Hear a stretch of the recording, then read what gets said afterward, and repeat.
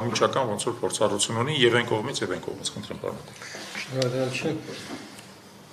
Ուրեմն այսօրվա դրությամբ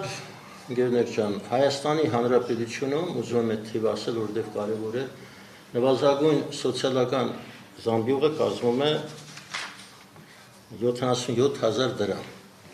Ինչպես նշեց իմ գործընկերը, նվազագույն կենսաթոշակը կազմում է 36,000 դրամ։ Դա պարզ երևում է, որ այդ նվազագույն կենսաթոշակով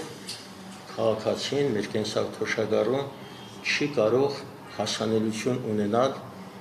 նվազագույն սպառողական զամբյուղին։ Առավել ևս նաև չի կարող հասանելիություն ունենալ բարենային զամբյուղին, որը սահմանված է 41,000 դրամ։ Այսինքն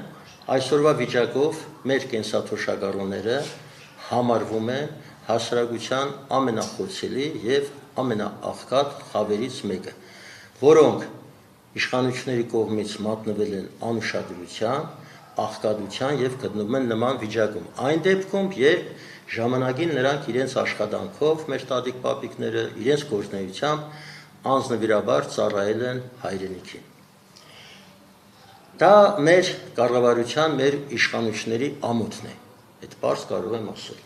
Նույնիսկ 90-ական թվականների սկզբներին յուրաքանչյուր տարի ինդեքսավորվում էր կենսաթոշակի մակարդակը եւ տարեստարի այն ավելանում էր։ Եթե վերցնենք գնողունակության մակարդակը, գնողունակությունը հաշվի առնենք, ապա այսօրվա կենսաթոշակառուն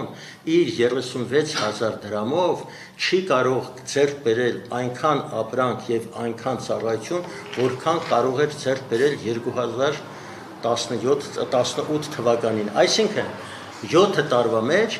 կենսաթոշակառուի ֆինանսական հարցերում ոչ մի փոփոխություն չի եղել, իսկ եթե եղել է, դա եղել է բացասական ուղղությամբ։ Եթե մենք նկատի ունենանք կոմունալ կենսաղային ծախսերի վճարները, օրեցօր կարող եմ ասել, հիմա կմեկնաբանեմ դա, օրեցօր աճող գները ապրանքների, ապա մնում է միայն մեզ զարմանալ, թե ինչպես է կենսաթոշակառուն իր գոյությունը ապահովում։ Օրինակ վերցնեմ միայն դեղորայքը, որը պարզ է բոլորիդ համար, որ գրեթե բոլոր կենսաթոշակառուները օգտագործում են։ 2 շաբաթը մեկ գները բարձրանում են։ Ես 2 շաբաթ առաջ երբ որ մի դեղամիջոց եմ գնում, ինքս իմ մաշկի վրա զգում եմ լինելով, ասենք ճնշման կամ շաքարի դեղ եմ գնում, անպայման անհնար է որ գները աճած չլինի։ Լավ, մենք տնտեսական մրցակցության հանձնարարող չունենք, այդ մասին ինչու չեն մտածում։ Ինչու Ռուսաստանում եւ Վրաստանում նույն այդ դեղորայքի գները 2-ից 3 անգամ ցածր են։ Ինքս եղել եմ եւ նույնիսկ ձեռք եմ բերել։ Կամ մեր այսօրվա վարչապետը ընդդիմադիր եղած ժամանակ ասում էր, բացականչում էր ամենուրեք, հայտարարում էր, որ Հայաստանի քաղաքացին տուգանքի մատերիալ չէ։ Բայց իր կառավարման տարիներին, արդեն այս 7 տարիներին յուրաքանչյուր տարի այս իշխանությունների կողմից հնարած անհարգի տուրքերով, հարգերի բեռի տակ են մնում մեր քաղաքացիները, նույն այդ հբարտ քաղաքացիները, ընդ որում ավելի շատ այդ բեռի տակ, այդ բեռը ազդում է կենսաթոշակառուների վրա։ Էլ չեմ խոսում տրանսպորտի գների աճի մասին, աղբահանության վճարների մասին, գույքահարգի մասին, 10 անգամ բարձրացել է։ Բոլոր այս ծանրությունը իր մաշկի վրա կրում է մեր թոշակառուն։ Մի բան էլ ուզում եմ անպայման ասեմ, որ մեր իշխանությունները ծրագրել են, որ 2026 թվականին այս մեր